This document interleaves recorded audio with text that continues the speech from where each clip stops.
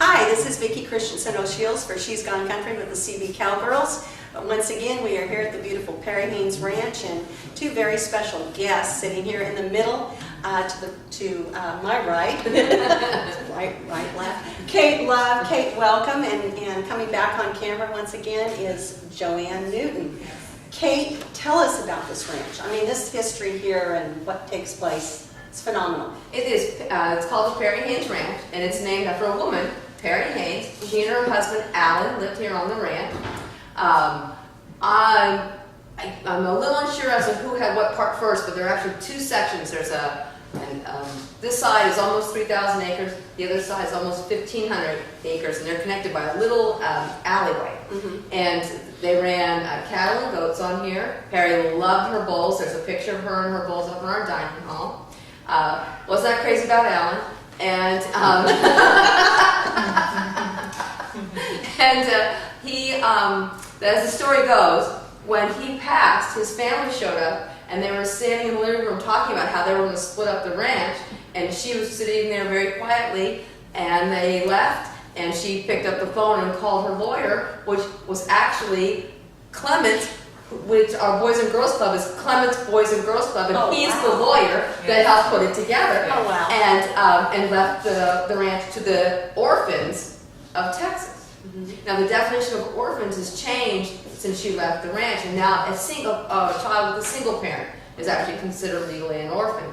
And so we've had all kinds of different groups come through. The game wardens took care of this ranch for a while. The Texas Parks and Wildlife Communication Department took over, and I've been here.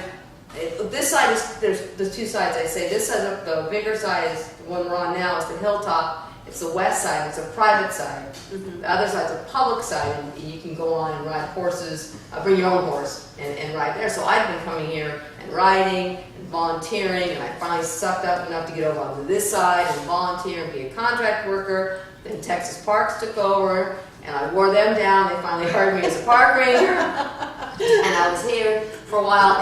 And when Texas Parks hit their big budget cut, they have to lease this from the state of Texas. So since they didn't own it, they let it go, and I got laid off. Back up to about 2005, Coca-Cola, the CEO of Coca-Cola's heart was with children that needed help. Mm-hmm. And so they came and they built this beautiful house. Mm-hmm. There are 9 cabins that are bunk beds on both sides with the bathroom in the middle. Mm-hmm. Beautiful dining hall, a pool, a pavilion, another little A-frame house up here. And they would bring in children, it's a 5-year program, and they would bring in children in the 7th grade, and they would stay and do different things. They're here 2 summers, they go to Wyoming on a backpacking trip, it's wild. And then they go on a college trip, and then they finally come back and do their applications and their a community project.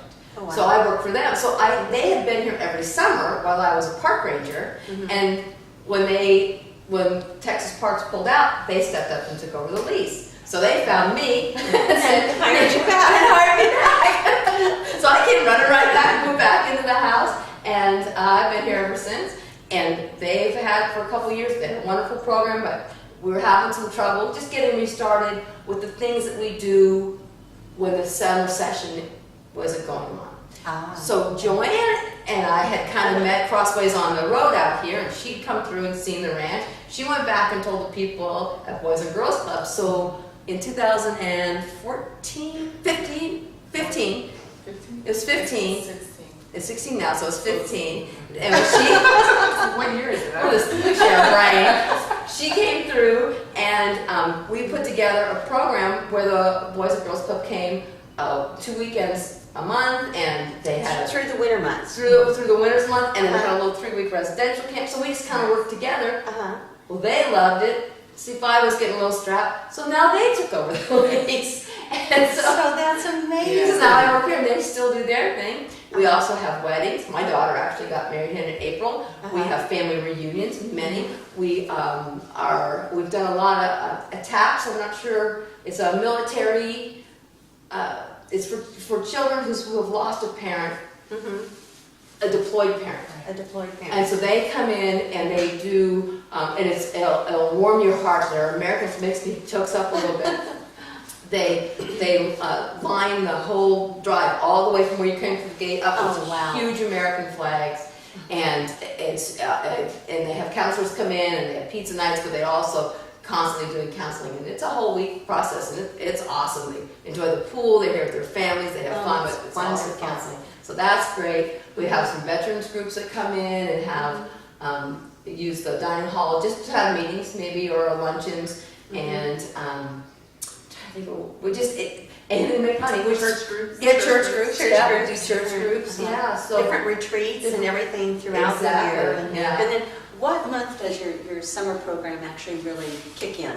Well, C5 is still involved. They actually are splitting. They're now the subleaser to the Boys and Girls Club. So they take over in May, and they run their summer program. So Boys and Girls Club has all those weekends and little weeks and things all over the place. And then In summer, we go to the other side. yeah, and they go Okay, to to the the other side. equestrian side where the arena is and everything over there. Well, And do a day camp Mhm. on the other side. So the kids come and bust in and out each day, as opposed to the residential camp on the Uh-huh. side. And then we have a residential camp in In August. August, we'll come back right after C5 leaves, and we'll do a week of residential camp because it's really close to our heart. I begged, fought, kicked, and everything that I could, Yes. whined, had a tantrum, so that I could have a residential camp. Last year, we did 3 weeks of it, and I got a little spoiled. We brought kids out here that do not do anything out in nature. They do this thing in front of the TV most of the time. And right, so- and that is just something that is so sad about today's society, is that so many of our children are being raised in the city, and that is all they have, and whenever they're out of school, they're like this. So this is, what a wonderful legacy. I'm just sitting here looking at you two ladies, and I know that Perry means, I know that she's looking down smiling, because, here you both said, and then here's the Boys and Girls Club, Clements, is it called? Clemens Boys and Girls Club. Yes, her lawyer that she called and said, here's what I Isn't want that to do. amazing? Yes. I mean, it is. It's just like, it was just all a godsend and all put together right down the path. Absolutely. Well, right now in the immediate future, what are you ladies planning on? I know you said you're going to kick up in May. Yes. It's May. It is May. I've been kicking all along the way. We'll start day camp. We just finished our fall and spring season where we do retreats twice a month. We do a retreat for boys and a retreat for girls, two retreats a month, and then our interns that become our group leaders, we have counselors that are learning to be counselors. They're going to be licensed, later. They come in and they are our group leaders. So when the semester ends, which the semester's over for them, they keep telling me, so it's over, I'm not going to see you until June. And I'm like, okay, great. Because in June we'll start day camp. We'll go to the other side, and every single day from June 13th to August 11th, somewhere in there, we'll do day camp on the other side, and they'll also be group leaders during the summer, and it's Monday through Friday. So we're actually Boys and Girls Club of Central Texas. So we cover Marlin, Belton, Gatesville, Lampasas, Georgetown, Killeen, Coppers Cove. So there's 2,600 square miles that we cover as Boys and Girls Club of Central Texas. Wow. So of course we would have a camp that covers 4,500 acres. But, You would have to have a camp there. yes, right. And it's funny that we get so many different groups of kids, and then Texas A&M Central Texas provides us with their interns and volunteers that I get to play with all summer long, and they'll come in and they'll take the kids to the different activities. They get to participate in archery and kayaking and the horses. We added that on, and arts and crafts, nature walks, just anything that we can think of out here. Boys and Girls Club is definitely programmed. It has programs that go on within. Everybody thinks, oh, they're just going to have fun, but actually we do have fun. Always have fun. But there's we life will have fun. Yes. But it's Life guided lessons. fun. Life lessons guided to be fun. learned, Yes. and creating memories to last a lifetime. And Absolutely. She's Gone Country, that's what we're all about, is the stories behind the stories, because just like with Miss Perry and the connection there, and the Boys and Girls Club, and everything that's taking place. And you know, one thing I found really interesting is when we were outside earlier, and we were visiting and showing us some maps of the ranch and everything. And that is that right here you can ride right into Fort Hood if you want to. Oh, absolutely. Their navigation mile or acreage is right behind us, and we actually go down and get a pass from them and ride onto their property. So it's pretty exciting. And so I am the wrangler to JoAnne's mental health person for the gala that we do with the kids here, and my horses are the ones that I know too. Yeah, they're the team. They're the team. They're the team. Oh, that's awesome. Well, I can't tell you, ladies, this is just, we could visit, just go on and on. And Yes, Oh, we yeah. can. there's just so much going on. Nothing too challenging. I mean, this is your home. This is your Correct. home, you know, and gosh. And I got here as fast as I could. There you go. And I'm going to come back as fast as I can. Anytime, come and ride. We've got thousands of acres and lots of trails. Well, in closing, is there anything that either one of you would like to add? If you're planning a wedding or an event or a family reunion, we've got lots of space. It's the most reasonable place you'll find in the state of It's Texas. beautiful. It's just so Stunning. totally beautiful. And join the Boys and Girls Club, and which To participate. yeah, you'll get to All kinds participate. of things. Right. Yes. Fantastic. Well, I just enjoyed visiting with you all so much. Once again, we'd like to thank you for listening in, and you're going to catch this video on YouTube. I hope you're watching it. You have to be if you're listening. But anyway, I just want to say a big thank you to Bill McRoberts and Phil DeFrame. She's Gone Country sponsor.